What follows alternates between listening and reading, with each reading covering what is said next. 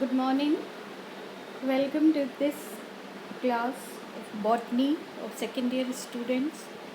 Now today we will study about type of root apices. मतलब root के apex कितनी तरह के होते हैं जड़ के, उसके बारे में हम पढ़ेंगे। तो जनरली जो जड़ें होती हैं उनके अंदर 5 तरह के अपेक्स डिस्क्राइब किए गए हैं। First type, in this type of root apex एक single solitary cell is found in terminal position. ये देखो, ये एक सिंगल सेल पाई जाती है एकदम इसके टिप के ऊपर, और ये सिंगल सेल जो होती है इसको टर्मिनल सेल कहते हैं। और इस टर्मिनल सेल से फिर रूट कैप का निर्माण होता है और दूसरी टिश्यूज़ जो रूट की होती हैं, दूसरे उत्तक जो होते हैं उससे उनका निर्माण होता है। तो मतलब एक सिंगल टर्मिनल सेल से रूट की सारी टिश्यूज़ का निर्माण होता है। तो this type of root apex, इस तरह का रूट अपेक्स जो होता है वो वेस्कुलर क्रिप्टोगेम्स के अंदर पाया जाता है। जैसे कि वेस्कुलर क्रिप्टोगेम्स कौन से प्लांट्स होते हैं, जैसे कि टेरिडोफाइट्स। इस तरह का जो रूट अपेक्स है, इट वाज डिस्क्राइब्ड या रिकॉग्नाइज्ड, इसको टाइप ए कहते हैं, and it was recognized by Schuepp in 1926। Then second type of root apex, इस तरह का रूट अपेक्स जो होता है इसके अंदर single layer of meristematic tissue पाई जाती है, जिसके अंदर ये जो single layer of meristematic tissue होती है ये फिर एपिडर्मिस, कॉर्टेक्स, वेस्कुलर टिश्यू और रूट कैप का निर्माण करती है। इस सिंगल मेरिस्टेमेटिक मतलब बहुत सारी एक लेयर, कोशिकाओं की एक लेयर पाई जाती है। ये कोशिकाएं जो होती हैं ये मेरिस्टेमेटिक इन नेचर होती है, मतलब वो कंटिन्यूसली डिवाइड करती है, एंड डिवाइड करके फिर वो बहुत सारी उत्तकों का निर्माण करती है। रूट के टिप के ऊपर कौन कौन सी उत्तक का निर्माण करती है, epidermal cells, cortical cells, vascular tissue, संवहन उत्तक और रूट कैप का निर्माण करती है। This type of root apex organization, ये एंजियोस्पर्म्स की रेननकुलस और एमेंटी रेननकुलस एंजियोस्पर्म्स के जो डाइकोट्स होते हैं उनकी रेननकुलस फैमिली के अंदर पाया जाता है या रेननकुलेसी के अंदर पाया जाता है, एंड एमेंटीफेरी में पाया जाता है। मोनोकॉट्स के अंदर इस तरह का रूट अपेक्स पाया जाता है।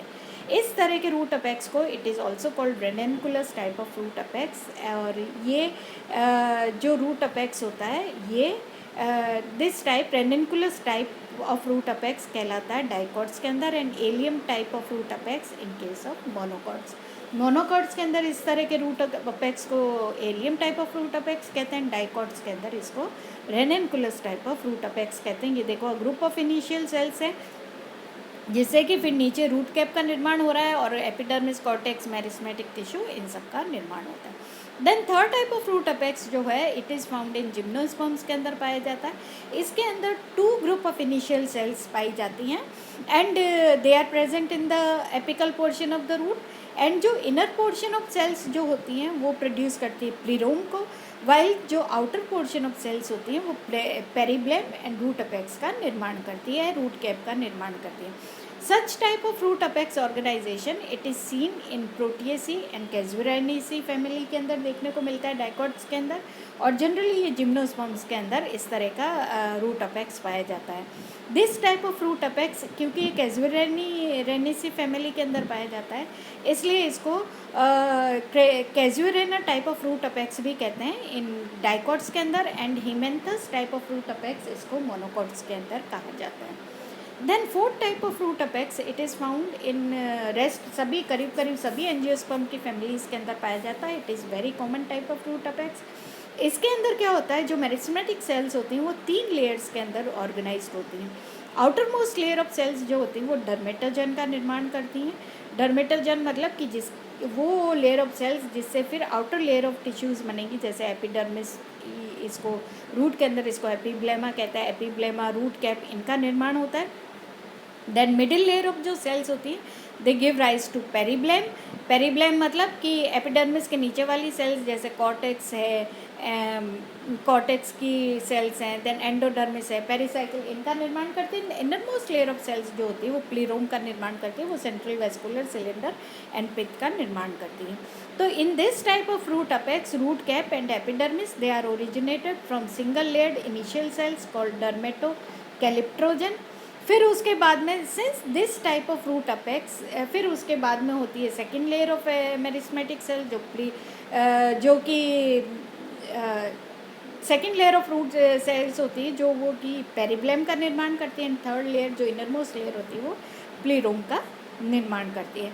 Since such type of root apex it is commonly found in dicots, इसलिए इसको common dicot type of root apex भी कहते हैं.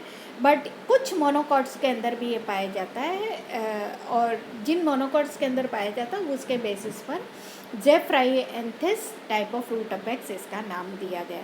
ये है fourth type of root apex. ये देखो इसके अंदर से लेयर ऑफ सेल्स है, मेरिस्मेटिक जो सेल्स है वो 3 लेयर्स के अंदर डिफ्रेंशिएटेड है. बाहर वाली डर्मेटोजन जो कि फिर एपीब्लेमा एंड रूट कैप का निर्माण करती है. देन बीच वाली पेरीब्लेम का निर्माण करेगी, एंड अंदर वाली फिर प्लीरोम का निर्माण करती है, सेंट्रल वेस्कुलर सिलेंडर का निर्माण करती है. Then fifth type of root apex it is found in monocots के अंदर पाया जाता है. And in this type of root apex 5 layers of meristematic cells पाई जाती है. Outer most layer of meristematic cells जो होती है वो तो रूट कैप का निर्माण करते हैं जिसको कैलिप्ट्रोजन कहते हैं. Then following the layer of meristematic cells, फिर इसके बाद में जो लेयर मेरिस्टेमेटिक सेल्स की होती है वो एपिडर्मिस का निर्माण करती है, उसको डर्मेटोजन कहते हैं. थर्ड और फोर्थ लेयर ऑफ सेल्स जो होती है they give rise to periblem and plerome respectively. And this type of root apex it is organization it is called maize type या zea type of root apex organization. ये fifth type of root apex पाया जाता है plants के अंदर. ठीक है, तो this is about types of root अपाइसेस.